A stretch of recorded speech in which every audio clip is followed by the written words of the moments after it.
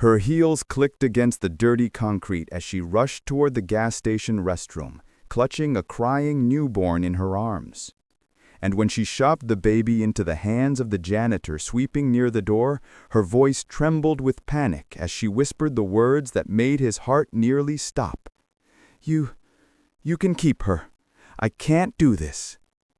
And before he could even react, the millionaire mother sprinted back to her luxury SUV, slammed the door, and sped away, leaving the stunned janitor holding a stranger's baby at midnight.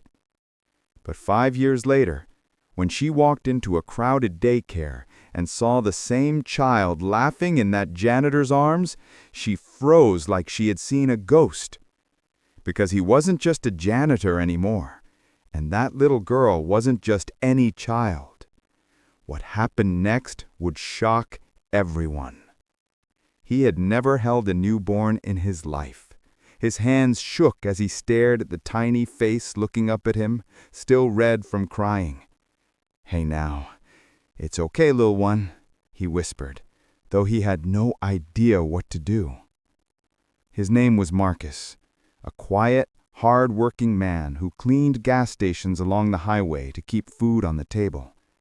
Being black in a small town meant he had been judged his whole life, ignored, underestimated, or looked down on.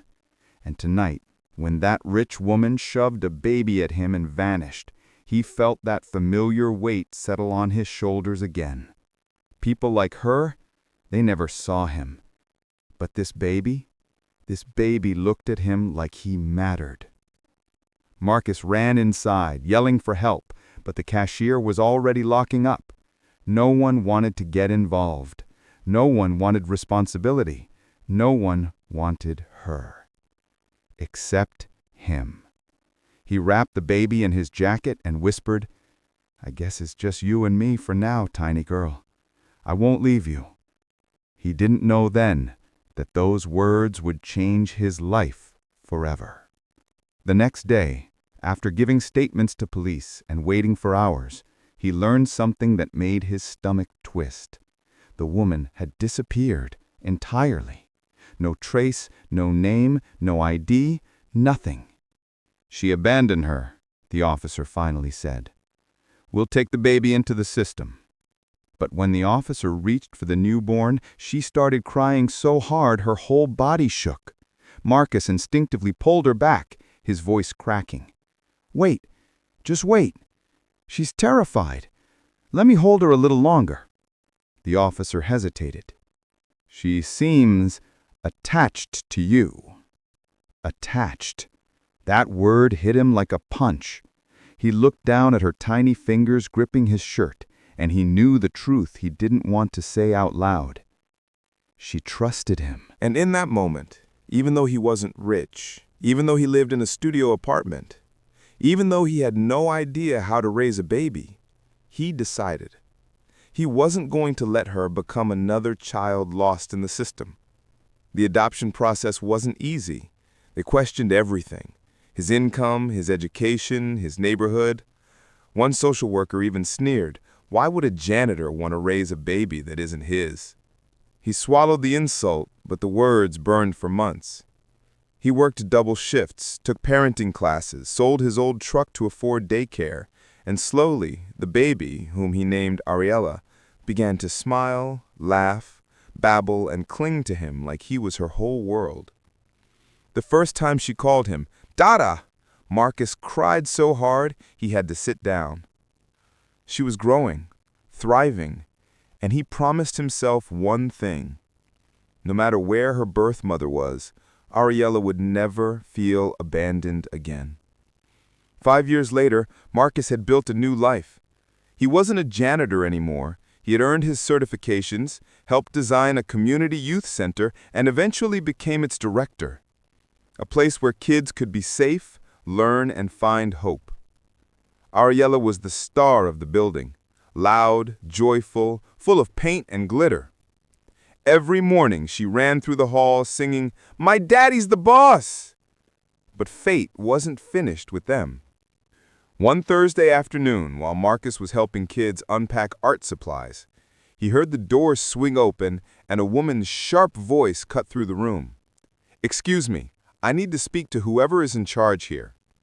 He didn't even look up at first, until he heard Ariella gasp, "Daddy!" And when he turned, he saw her. The woman from the gas station. The millionaire mother who left the newborn in his arms 5 years ago. Her designer dress, her perfect makeup, her icy expression, everything was the same, except the guilt behind her eyes.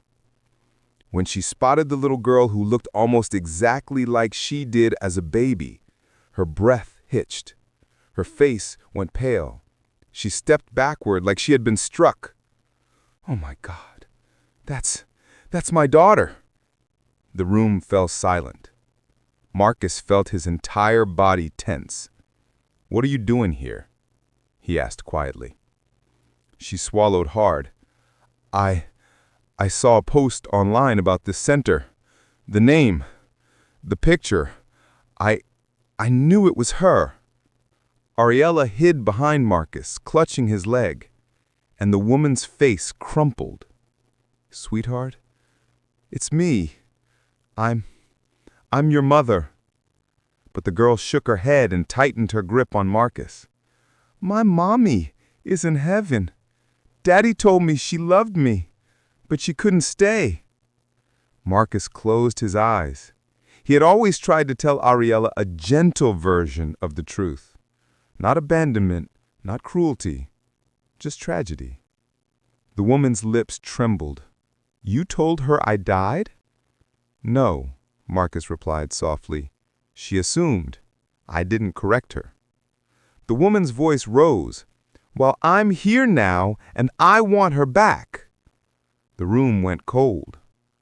Marcus stepped out into the hallway with her, leaving Ariella with a teacher.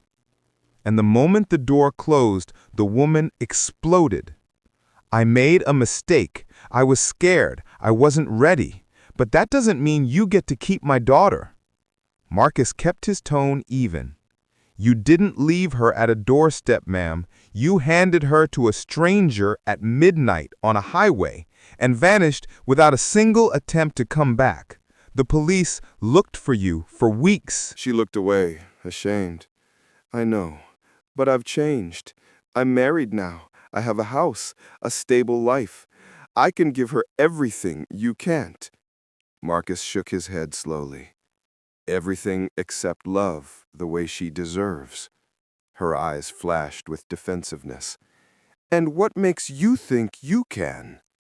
He exhaled. "Because I already do." Her lips pressed into a hard line as she pulled out a stack of papers. "Then I guess we'll let the court decide." For weeks, the custody battle consumed Marcus's world. She arrived with lawyers, experts, money. He arrived with nothing but the truth and a community that refused to let him stand alone. Teachers, neighbors, volunteers, even the children from the center wrote statements about the bond between Marcus and Ariella. But the millionaire mother didn't back down. In the final hearing, she stood and delivered a speech about regret and redemption, about being young and scared, about wanting a second chance. The judge listened carefully.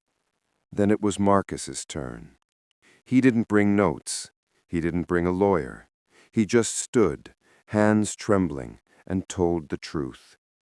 "I am not a perfect man, and I can't offer my daughter a mansion or a private school, but I can offer her something money will never buy. I was there when no one else wanted her. I stayed when it was hard. I held her through fevers. I sat through nightmares. I learned to braid her hair badly until she laughed and showed me how." His voice cracked. "And when she smiles at me every morning and says, 'Daddy, you're my hero,' I know that whatever mistakes I have made in my life, taking her in is not one of them." The courtroom was silent. The judge leaned forward. "And what does the child want?" Everyone turned as little Ariella stepped forward with her small hands clenched. She walked up to the judge, took a deep breath, and whispered, "I want to stay with my daddy." The millionaire mother covered her mouth as tears streamed down her face. The judge nodded. "Then the decision is final." Outside the courthouse, the mother approached Marcus one last time. "I lost her," she whispered. He shook his head. "No, you didn't lose her. You walked away once, but you don't have to walk away again." She looked up, confused. Marcus continued, "If you want to know her, if you want to try, do it the right way, slowly, respectfully, on her terms." The woman broke down crying. "I don't deserve that." Maybe not, but Ariella deserves the chance to decide. Months passed. At first, Ariella refused to speak to her birth mother. Then she agreed to drawings by mail. Then short visits, then longer ones. One day, while watching them play in the center's art room, Marcus realized something profound. People can change. People can heal. And sometimes forgiveness isn't about excusing the past. It's about choosing the future. The lesson?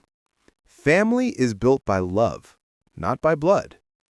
And the people who stay during your hardest moments are the ones who truly deserve a place in your heart.